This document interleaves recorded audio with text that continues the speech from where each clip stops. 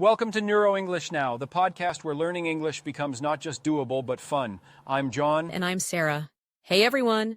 All right, Sarah, today's going to be, really useful. We're talking about the words that give you the power to communicate confidently, whether you're just starting your English journey or working on polishing those advanced skills. Exactly. We're diving into some of the most important words in English. These are the words you hear all the time and use in every conversation.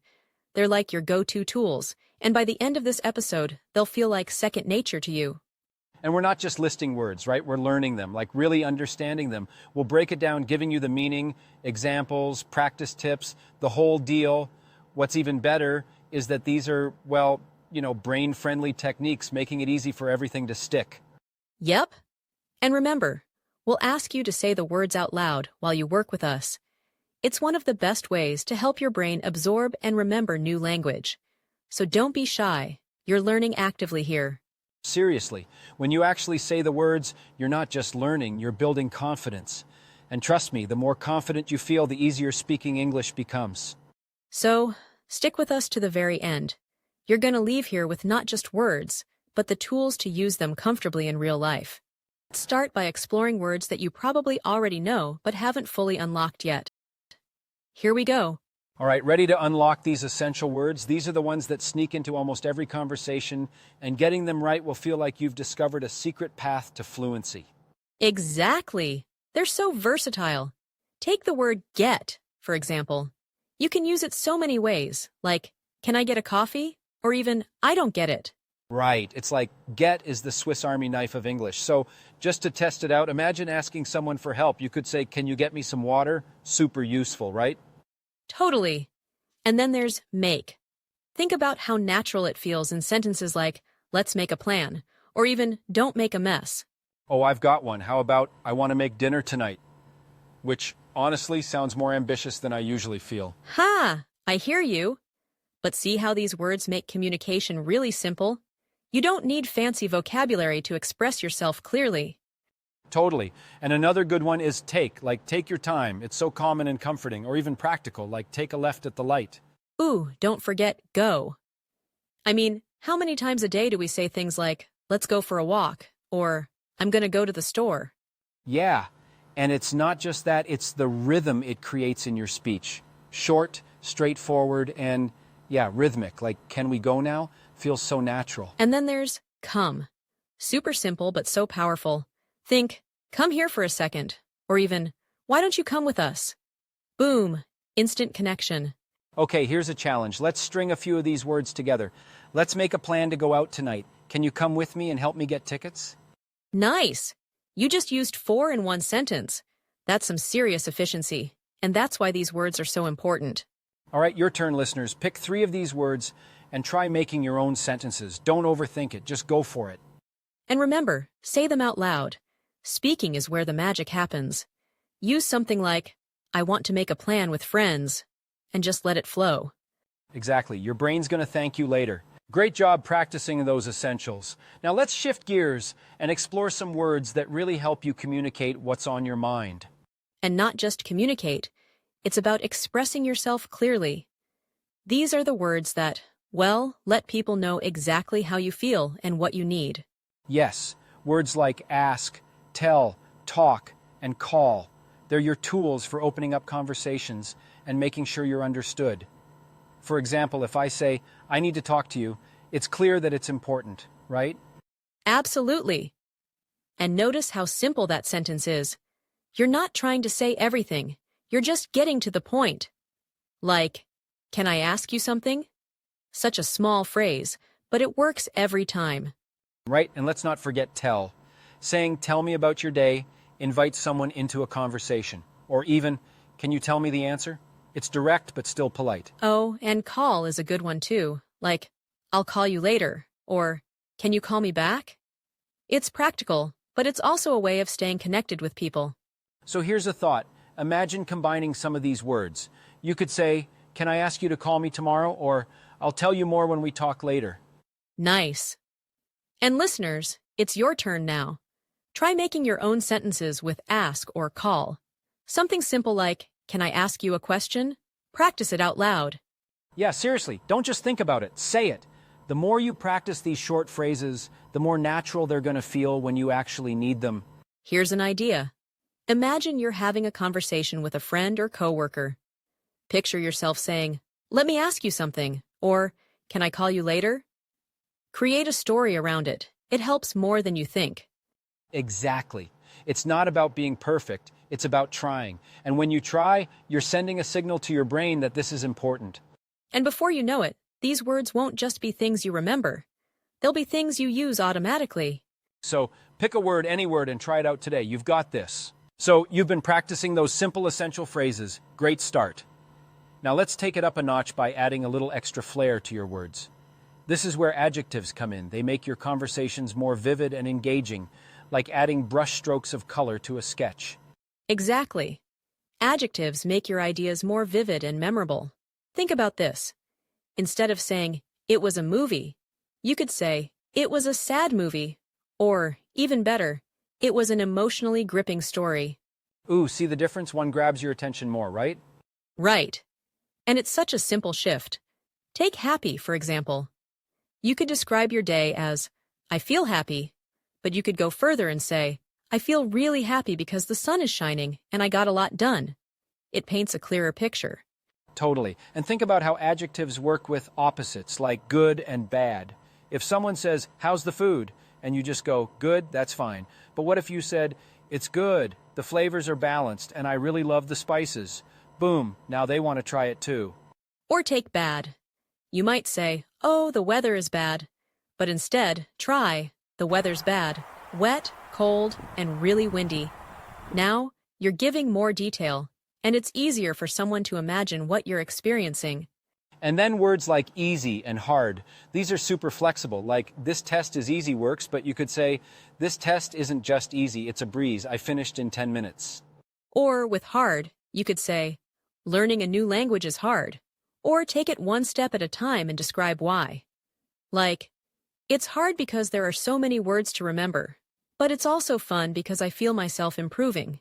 Okay, here's a little exercise for you listeners. Think about your day so far. Use 3 adjectives, any 3, and describe it out loud. I'll go first. My day's been good, productive, and honestly kind of relaxing. Love it. And I'll add mine. It's been bright, energizing, and busy, but in a good way. Your turn. Take a moment and try this out. Say it out loud. Don't worry who's listening. Remember, there's no wrong way to practice. Just the fact that you're trying means you're improving. And once you're comfortable describing something simple, try expanding on it. Like, what made your day good? Or why did it feel hard? Adding those details makes your English sound more natural. You know, it's all about confidence. These little steps build up over time, and before you know it, describing your thoughts or feelings becomes second nature. And remember, keep practicing. Small but consistent efforts are the way to go. Yes. So there you have it, 50 essential words and how to use them. You're on your way to making your English sharper, cleaner, and let's be honest, more fun. And that's it for today's episode. Keep practicing and trust that every effort you make is bringing you closer to fluency. We'll catch you next time on Neuro English Now. Until then, go out there, use what you've learned, and most of all, enjoy the process. Bye for now. Hey everyone, welcome back to Neuro English Now. I'm John. And I'm Sarah. Today, we're tackling one of the most confusing English grammar topics, either versus neither. If you've ever wondered which one should I use, Bashai, or why do they sound so similar, don't worry, we've got easy explanations and fun examples to help you master this once and for all. And remember, listen to this episode multiple times and even passively. Your brain will absorb the patterns automatically. Now that you're prepped and ready, let's jump into the meanings of either and neither, because this is where a lot of people get stuck. They're kind of like two sides of the same coin, right? Exactly. Either means one of the two options, and it's positive. Neither, on the other hand, means none of the two. It's negative. Right. I always picture it like this. Imagine you're at a coffee shop and someone says, "Do you want tea or coffee?" If you say, "Either is fine," you're saying you're okay with either one, tea or coffee, doesn't matter. But if you say, "Neither, thanks," you're saying no to both options. No tea, no coffee. exactly. So Think of either as picking one out of two and neither as rejecting both. It's like a built-in decision-making tool. Pretty neat, huh? So, either means one of the two options is possible, and neither means that none of the two options apply. Simple, right?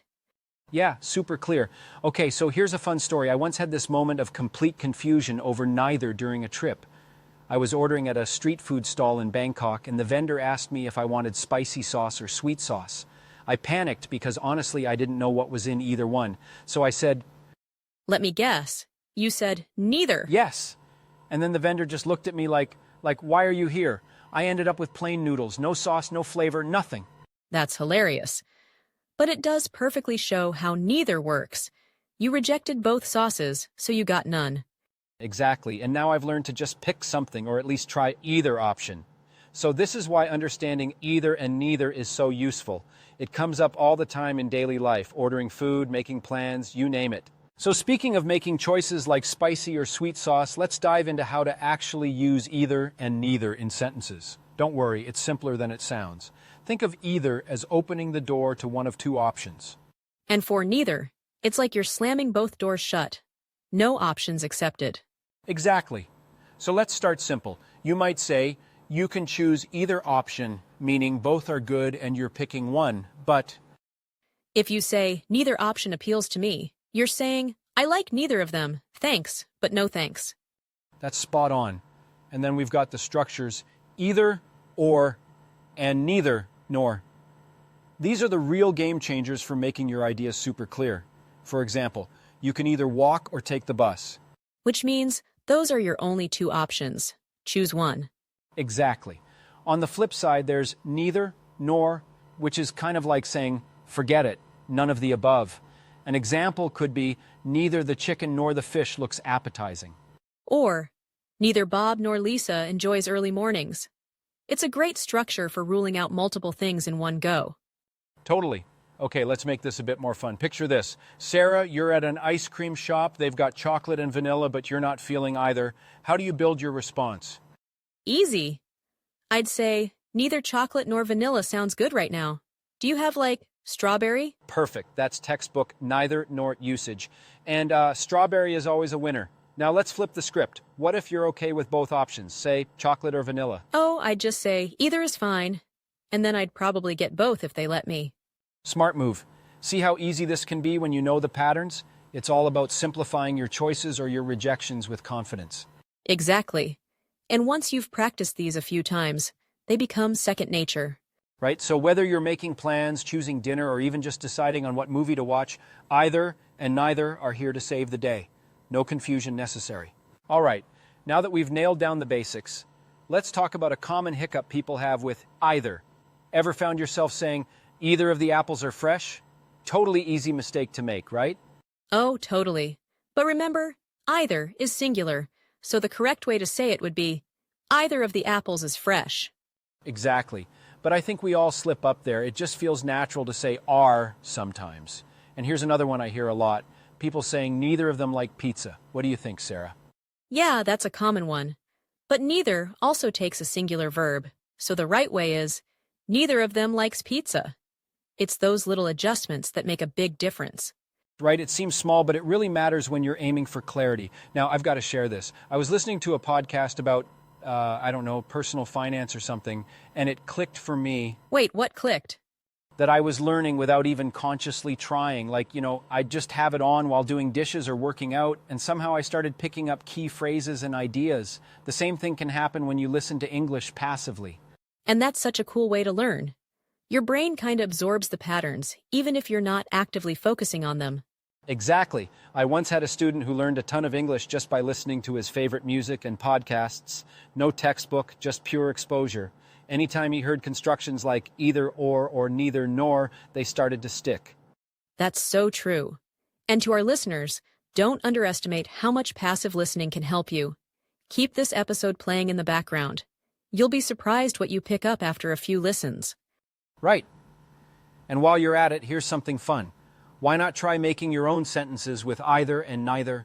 Share them with us in the comments. We'd love to feature some in the next episode and give you personalized feedback. So, as we mentioned earlier, your brain is a pattern recognition machine.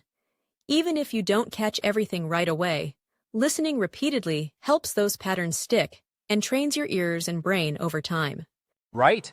And the beauty of passive listening is that it doesn't feel like studying. You can play this episode while you're cooking, cleaning, or even walking the dog, and you'll start to pick up the structures without even realizing it.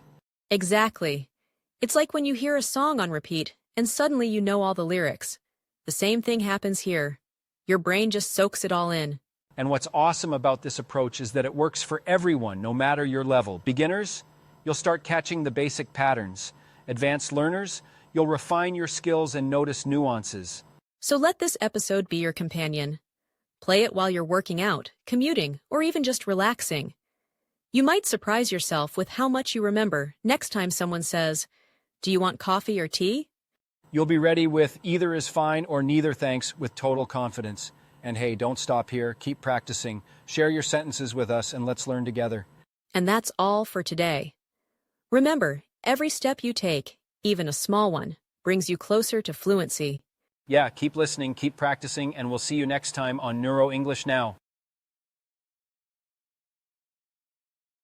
Hello and welcome back to Neuro English Now. I'm John, and as always, I'm here with my amazing co-host.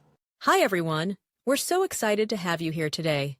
If you feel like English grammar is like this big, overwhelming obstacle in your learning, well, today is your day. Absolutely. We're unlocking the mysteries of grammar with neurodidactic techniques, so no more endless lists of rules, no more confusion. Right. Instead, we're going to focus on simple ways to actually see and recognize patterns, to really help things click for you.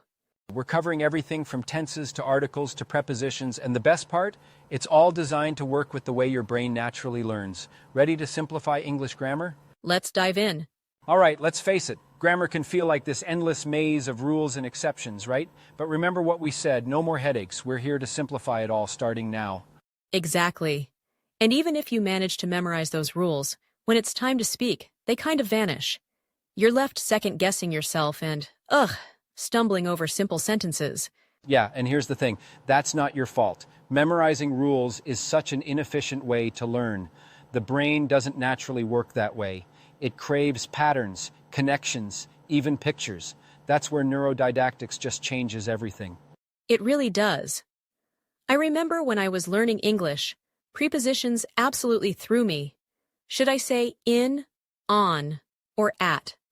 For instance, I'd mix up things like, "I'll see you in Monday," instead of "on Monday," or "I live at London," instead of "in London." Nothing stuck until I started using mental imagery. Suddenly, it clicked. I could see where things fit in my mind. That's such a great example. When you think about it, grammar's kind of like solving a puzzle. Once you can visualize the pieces and how they fit, it becomes so much easier and honestly, more fun. Right. Instead of seeing grammar as this list of rules to follow, it becomes a system you can actually interact with. Like, oh, how does this piece connect to that one? It's intuitive. And aha, that's the magic word, intuitive. Our brains are designed to work with intuition and patterns, not rigid instructions. So Sarah, let's say a learner is struggling with tenses or prepositions. What's the first step to making it intuitive? Start with visualization, hands down. Take tenses, for example. Imagine a timeline. Or articles. Picture a spotlight. It's about turning abstract grammar into something your brain can see and make sense of. You know? Exactly. And the cool thing, once you start practicing this way, the shortcuts kind of create themselves. You don't have to think, oh, what's the rule here? You just know. It's so freeing. Listeners, think about something you're struggling with in grammar. Maybe it's tenses or prepositions, and ask yourself, what kind of mental picture could I use to make it clearer? And don't worry, we've got plenty of examples coming up. Speaking of which, all right, let's build on that idea of visualization. When you think about tenses, instead of those overwhelming charts or drills, picture them as points on a timeline. Doesn't that make it so much clearer? Right. And then you get stuck trying to remember, wait, is this a habit? Is it something happening now? It gets overwhelming super fast. Exactly, but here's the thing. If you think of tenses visually, it changes the game completely. Let's start with present simple and present continuous. Here's how I see it. If you imagine time as a straight line, present simple is like little fixed dots on that line. Things that are always true or repeat, like the sun rises every day. Perfect. And present continuous, that's more like a moving point, something happening in this exact moment, like the sun is shining at this moment. Exactly. So, for habits or permanent truths, use present simple. I read books regularly. For right now, say, I am reading a book. Simple pattern, right? Totally. And pro tip, watch for keywords. Words like always or every day scream present simple, while now or currently point to present continuous. Let's try it out.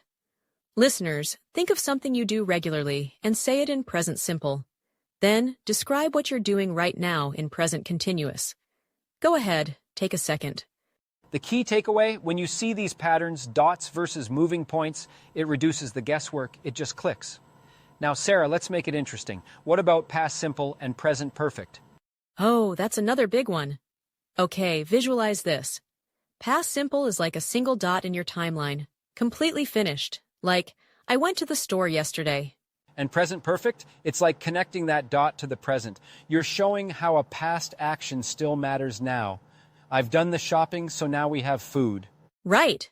So if there's a specific point in the past, like 2015, or last week, that's past simple. For relevance to now, it's present perfect. Here's a quick exercise. Think of something you did yesterday, past simple. Now think of something you've done that impacts you now, present perfect, like, I ate pizza yesterday, versus I've eaten too much pizza and now I feel full. Such a big difference in impact, right? Listeners, give it a try yourself. Pause if you need to, and come back with your examples. See how the patterns make it easier? You're not memorizing rules, you're matching these visual cues to situations. Yes. And those mental connections are what make neurodidactic methods so powerful. Once you spot the pattern, you can't unsee it. It just sticks. And it's all about finding those connections. So let's move on to something else that trips a lot of people up. So, speaking of patterns and connections, Sarah, let's dive into another key area, articles. A, an, and the. These little words seem straightforward, but wow, can they be tricky to master, right? Definitely. It's such a common struggle, but once you get the hang of it, it's like flipping a switch. Here's the trick. Think of articles as a spotlight. Right. When you introduce something for the first time, use a or an, like, I saw a dog. It's like you're turning that spotlight on for the audience. And then, once it's in the spotlight, it becomes specific. So you switch to the. Like, the dog was really friendly. Suddenly, everyone knows which dog you're talking about. Exactly. A quick reminder here, use a before a consonant sound and an before a vowel sound, like a cat or an idea. Simple, right? Totally. And listeners, try this. Look around and describe something in your environment using a or an. Then mention it again with the. You might say, I see a book on the table. The book has a red cover. Go ahead and practice. It's such a small change, but once you see it as introducing versus specifying, it all starts to make sense. Speaking of which, let's move on to another challenge. Prepositions of time and place. Bet you've got a good example, Sarah. Oh, absolutely. Okay, so imagine you're scheduling a meeting. In means in a general time frame, like in December. On is for specific days, like on Monday. And at narrows it down to the exact time, like at 2 p.m. Simple, right? I love it.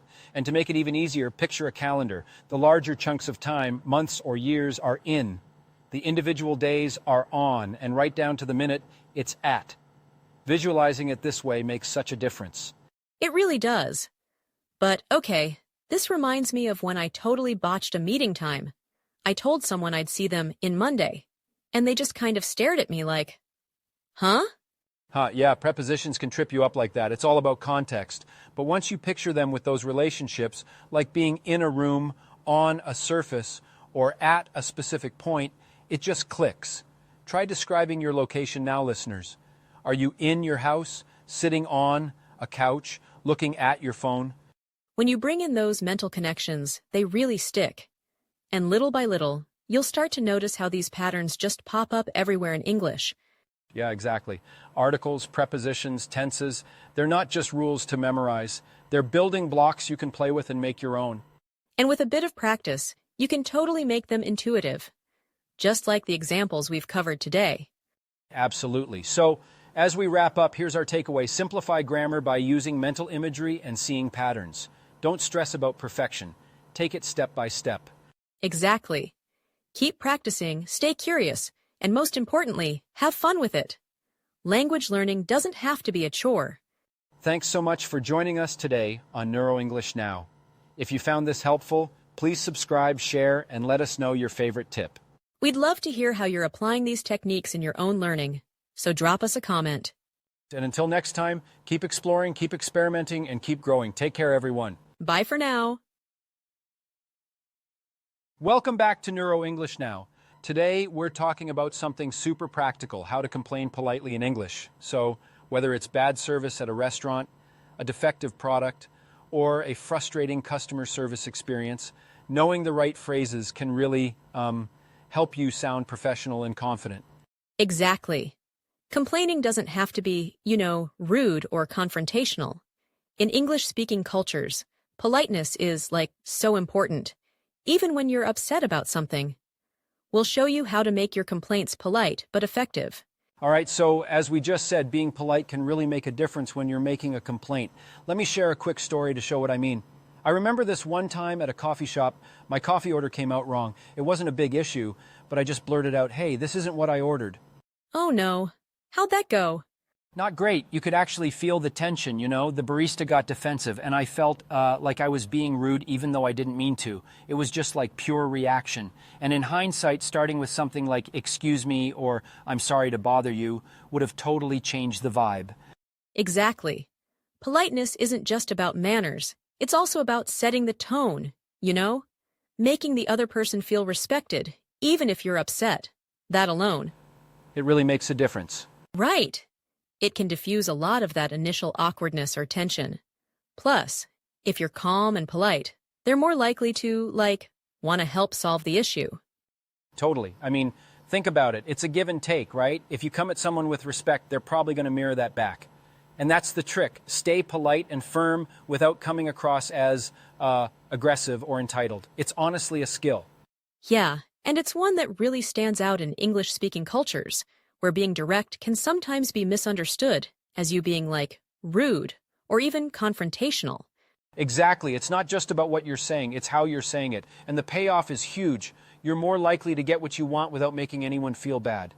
Plus, being polite actually kind of keeps you calmer too, right? It gives you a moment to think before reacting on impulse. That's such a good point. And we'll dive into some specific phrases you can use in different situations, like dining out or dealing with faulty products. So stay tuned. So, picking up from what we were just saying about staying polite while making complaints, let's break down some key phrases you can use. Imagine you're at a restaurant and your food comes out cold. Instead of just saying, "This is cold," you might say something like, "Excuse me, I'm sorry to bother you, but my food seems cold. Could you warm it up, please?" That intro, "I'm sorry to bother you," is so effective. It gives them a heads up that you're not trying to, attack them, but just bringing up an issue calmly. Exactly. The key is to address the problem without putting the other person on the defensive. Another example is if your order is wrong. You could say, "I ordered the grilled chicken, but this seems to be fried. Could you check that for me?" Such a difference from saying "This isn't what I ordered," in a blunt tone, right? It just sounds less, demanding. Totally. And what if the service is slow? You could go with, "I understand you're busy, but we've been waiting for quite a while. Could you check our order, please?" It acknowledges their effort while still addressing the problem. I love that. It's firm, but still respectful. Now let's switch gears. What about, a defective product? Say you've bought a phone that isn't working properly.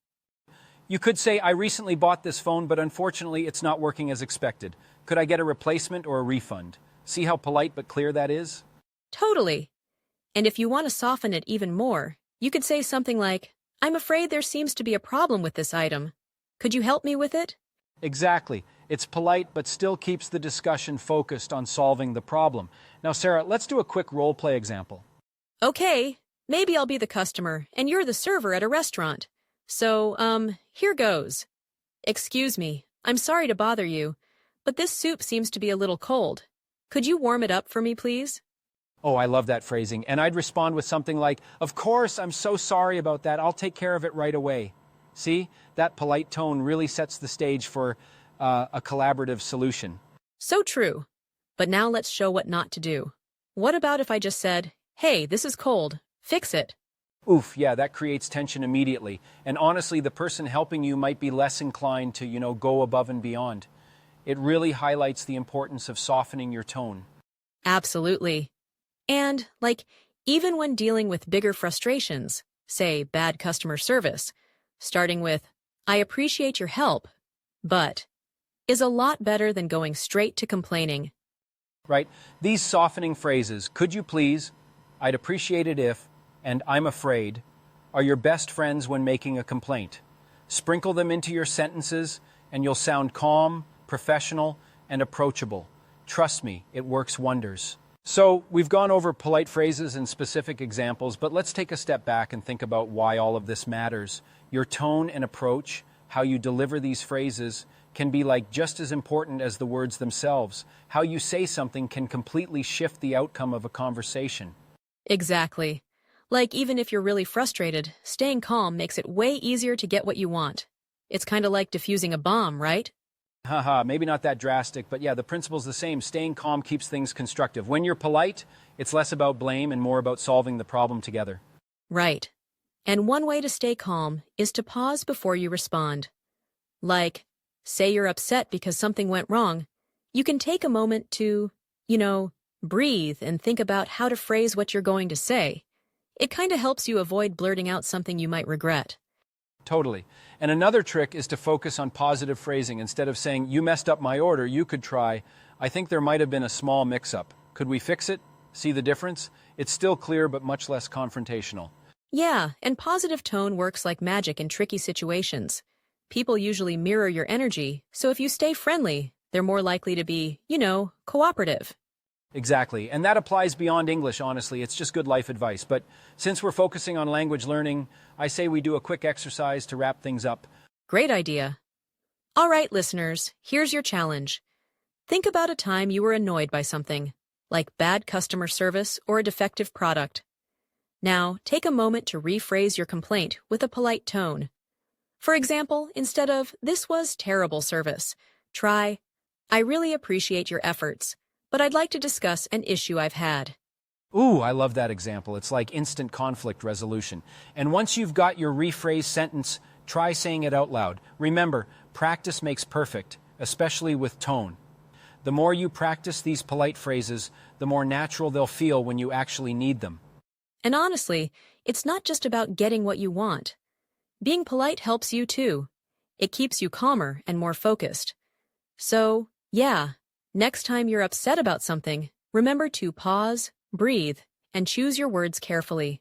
Absolutely. All right, that's a wrap for today. Hopefully you've picked up some great tips on how to, complain politely. Sarah, always a pleasure chatting with you. Same here.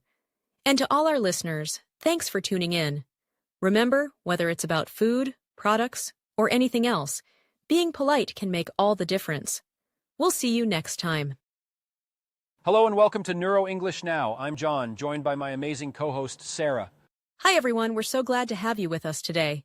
Oh yeah, because today's topic is one of my favorites. It's all about English idioms. Idioms, those quirky phrases that make English so unique, and let's face it, kinda confusing at times. Exactly. It's like when someone says, "Well, it's raining cats and dogs," and you're left wondering, are animals really falling from the sky? Right? Or when I first heard "spill the beans," I honestly thought it had to do with dinner prep, not spilling secrets. Haha, it's so true. Idioms can throw you off, but they're also what make English vibrant and fun. By the end of this episode, we're going to help you understand how to use these quirky phrases like a pro. All right, Sarah, since we're diving into idioms, why don't we start by talking about what makes them such an exciting and unique part of the English language? Well, idioms are these colorful, quirky phrases that don't translate literally. They're like secret handshakes for language. You kind of have to know the meaning to get them. They can totally baffle learners, though. Take "it's raining cats and dogs." I mean, no one's looking outside for falling Labradors, right? Haha, exactly. And "spill the beans"? Like, what do beans have to do with letting a secret slip? I remember thinking it had to do with cooking when I was younger. That's the thing. They're not logical at all, but they're embedded in culture. They reveal shared humor, history, or just everyday things like weather. It's fascinating when you think about it. Totally. They're like tiny stories packed into a phrase, and they're everywhere. If you're watching a movie or chatting casually, bam, idioms just pop up. Right. And knowing them can really make you sound fluent and natural. Plus, they reflect shared themes: weather, emotions, food. It's like a shortcut to connecting with people. Speaking of, I have to tell you this. Once, during a family dinner, my aunt said someone kicked the bucket. Oh no, what did you think it meant? I thought it was about soccer, like literally kicking a bucket in some weird game. I was so confused. Everyone stared at me when I said, "Wait, how's that even a sport?" Haha, classic. But see, moments like that make idioms fun. They surprise you, and honestly, they're memorable for it. Exactly.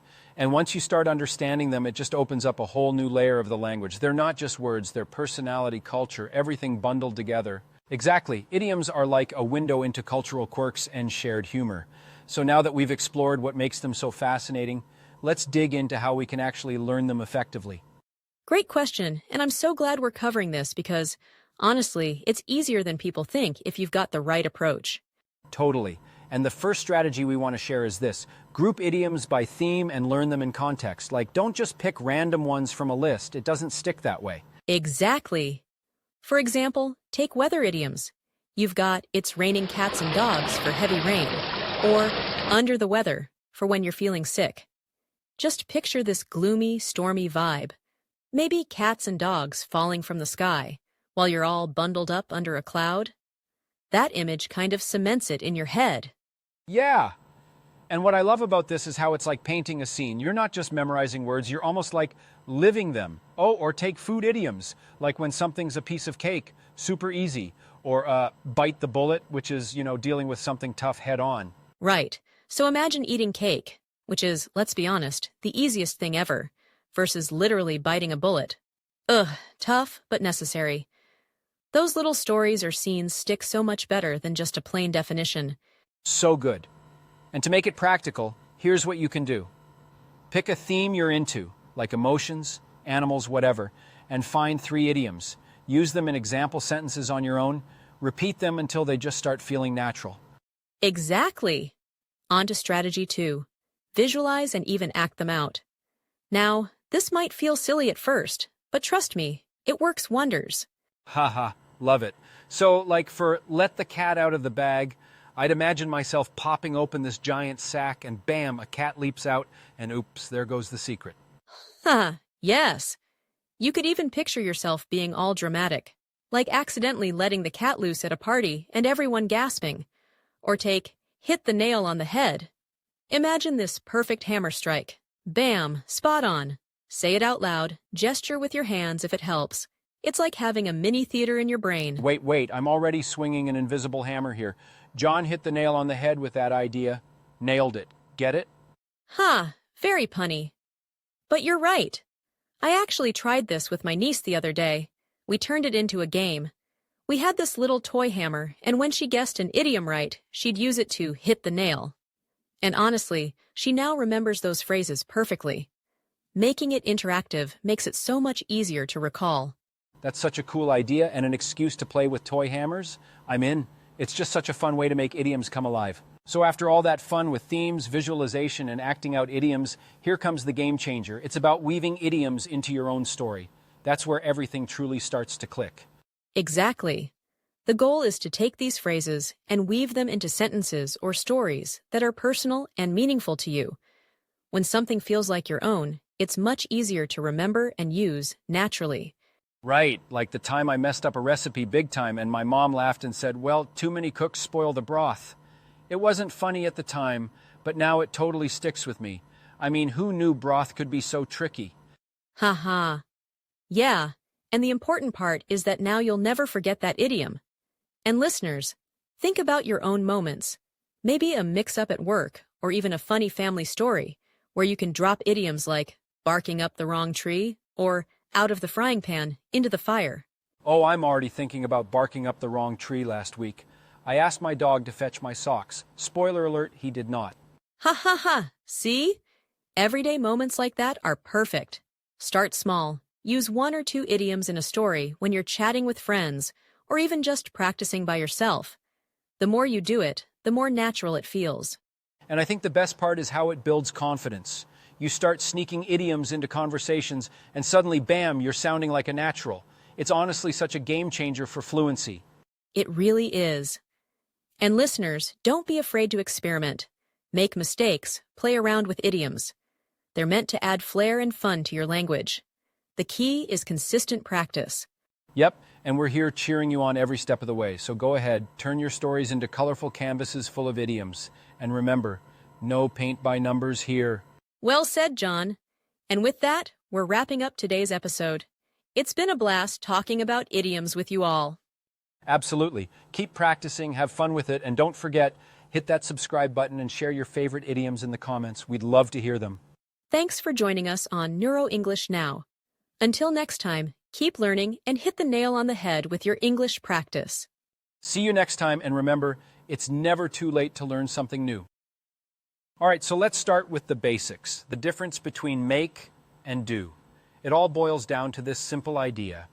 Make is about creating or producing something, while do is about actions, jobs, or responsibilities. Exactly. For instance, if you say, I made a cake, it means you created something, a brand new, delicious cake. But if you say, I did my homework, you're talking about an action, a task you completed. And that's the core rule. Make equals creation, do equals action. It's simple, but only if you practice the right examples, right? Right. Let's dive into some common expressions, or collocations as we call them. For make, think about phrases like make a decision. Here, you're creating or finalizing a choice. Make a mistake? That's when you create, well, an error. Or how about make an effort? It means you give energy to something. You're creating the effort. Oh, and food. Can't forget that. You make dinner, breakfast, coffee, basically anything that doesn't exist until you whip it up, like I made pancakes this morning. You get the idea. Exactly. Now, on the do side, think about chores or tasks. You do the laundry, do the dishes, do your homework. It's all about actions or obligations. Here's a fun example of how understanding this can really click. I worked with someone who kept saying, I did a mistake instead of I made a mistake. And it's such a common error. But once they learned the logic, it was like a light bulb moment. From that point on, they felt so much more confident every time they spoke English. That's such a great example. And it really highlights how learning these collocations, the fixed phrases, makes all the difference. Once you know them, it feels automatic, like second nature. Totally. And trust me, your confidence will go through the roof once you master these. Let's keep going. Now that we've covered the basics, let's tackle the tricky part. Those phrases that seem interchangeable, but just aren't. For example, have you ever heard someone say, I need to do a decision? Oh yeah, and every time it's like a record scratch moment. In English, it's actually make a decision. You create the decision, you're finalizing a choice. Saying do a decision just doesn't sound right, you know? Exactly. And this is where idiomatic English can trip you up. It's not just about rules, but fixed expressions. Like, make a mistake, instead of do a mistake. Why? Because a mistake is something you create. It didn't exist until you made it. Right? Another classic mix-up is saying do an effort instead of make an effort. You're not performing a task here. You're creating effort, putting energy into something. So always make an effort. And here's a little tip to help these stick. Associate make with creativity. Things like cooking, planning, deciding. It's about bringing something into existence. On the other hand, do is for tasks. Repetitive, ongoing actions like chores or obligations.